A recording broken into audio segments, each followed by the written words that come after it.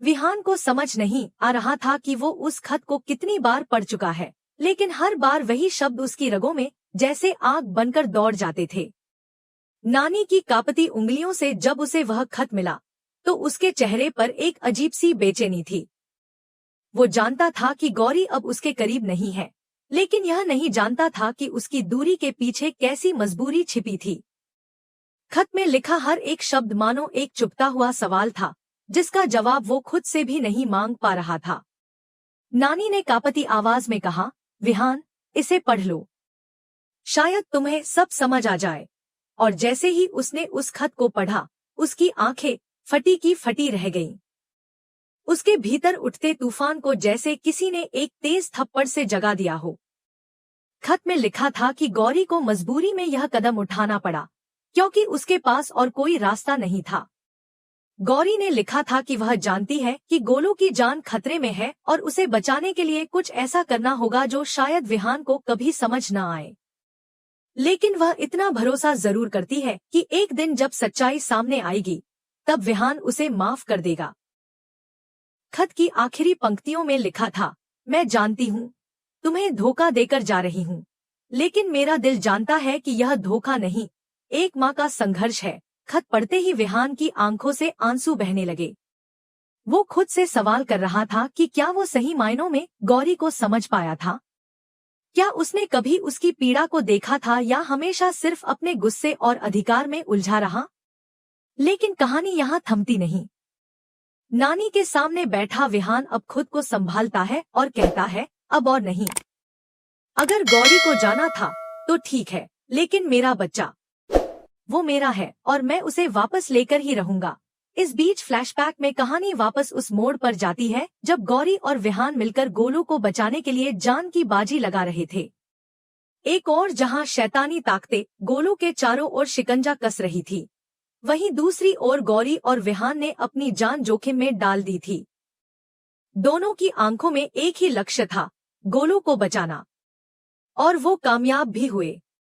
गोलू की चीख के साथ एक तेज रोशनी फूटती है और सब कुछ शांत हो जाता है। उस क्षण में तीनों की सांसें एक दूसरे से जुड़ जाती हैं। लेकिन इस जंग के बाद एक और तूफान आने वाला था। जब सब कुछ शांत हो गया और गोलू सुरक्षित था, तब अचानक गौरी को खांसी आने लगती है। वो घबराई सी आवाज में विहान से कहती है, विहान, जरा पानी ले आओ, सांस नहीं ले पा रही। विहान तुरंत पानी लाने दौड़ता है, लेकिन जब वह लौटता है तो कमरे में सन्नाटा पसरा होता है। न गोलू है, न गौरी। बस उस कमरे में उसकी सांसों की आवाज गूंजती है। उसके चेहरे पर भय, क्रोध और घबराहट तीनों एक साथ उभर आते हैं। वह पूरे घर में दौड़ता है, गौरी, गौरी कहाँ हो? गोलू, लेकिन कोई जवाब नहीं मिलता। उसकी चीखें पूरे घर में गूंजती हैं, लेकिन गौरी और गोलू मानो जमीन निगल गई हो या आसमान खा गया। विहान की आंखों में आंसू नहीं, अब आग है। वो गुस्से में कांपते हुए नानी के पास पहुंचता है। उसकी आवाज कांप रही होती है, लेकिन उसमें एक दृढ़ता होती है। नानी, मुझे पता है। आपको पता है गौरी कहाँ है? इस बार वो मुझे छोड़कर नहीं गई, इस बार वो मेरे बच्चे को भी साथ ले गई। लेकिन आप सुन लो, मैं उसे यूं नहीं जाने दूंगा। मेरी जिंदगी से जितना भी भाग ले, पर मेरा बच्चा, मेरा गोलू मुझे वापस चाहिए। नानी चुपचाप उसका चेहरा देखती है, जैसे उसके भीतर उठते तूफान को समझ रही हो, लेकिन वो कुछ नहीं कहती। उनकी आंखें जैसे कह रही हों कि सब कुछ उनके भीतर दफन है, लेकिन वो अभी वक्त का इंतजार कर रही हैं।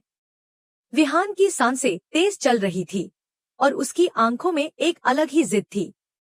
उस दिन के बाद से विहान का हर दिन, हर रात सिर्फ अपने बच्चे की तलाश में गुजरने लगा। वो गौरी को अब दोष नहीं दे रहा था, क्योंकि खत ने उसकी सोच बदल दी थी, लेकिन अपने बच्चे को पाने की तड़प ने उसके भीतर एक नई आग जला दी थी।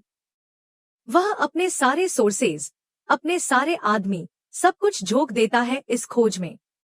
उसकी एक ही जिद होती है, जहां भी हो, जैसे भी हो, उसका बच्चा उसे वापस चाहिए। और अगर गौरी खुद सामने नहीं आती, तो भी वो उस तक जरूर पहुंचेगा। लेकिन सवाल यह है कि क्या गौरी वाकई अपने मन से गई है, या उसके पीछे कोई और साजिश छुपी है? क्या यह सिर्फ एक माँ का त्याग है या किसी बड़ी ताकत का दबाव? इतना तय है कि कहानी अब मोड़ पर है, जहां से या तो पुनर्मिलन होगा या एक नई जंग की शुरुआत। लेकिन विहान अब हार मानने वाला नहीं। उसकी आंखों में सिर्फ एक तस्वीर है, गोलू की मुस्कुराहट। और वो मुस्कान ही अब उसका हौसला बन चुकी है। विहान को जब नानी ने बुलाया तो उसके भीतर पहले से ही सवालों का तूफान मचा हुआ था। उसके मन में एक ही बात घूम रही थी, गौरी आखिर क्यों गोलू को लेकर उसे छोड़कर चली गई? पर नानी की आंखों में जो भाव थे वो किसी सख्त जवाब के नहीं, बल्कि एक और गहरी सच्चाई के गवाह थे। नानी की कांपती आवाज में जब यह निकला, गौरी चली गई लेकिन तुम्हारे लिए कुछ छोड़ गई है, तो विहान की आंखों में फिर उम्मीद की एक हल्की सी किरण चमकी। तभी नानी ने उसे एक पुराना तय किया हुआ लेटर दिया। वह खत गौरी का था, उसका आखिरी खत। विहान ने कंपाते हाथों से उस खत को खोला, उसकी धड़कनें जैसे तेज हो गईं। खत में गौरी के लिखे शब्द उसकी आत्मा को झकझोरने लगे।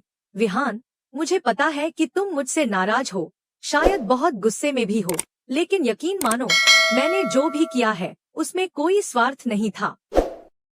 मैं तुम्हें छोड़कर जा रही हूँ, अपने बच्चे को लेकर जा रही हूँ, लेकिन इसका मतलब यह नहीं कि मैं तुम्हें नहीं चाहती।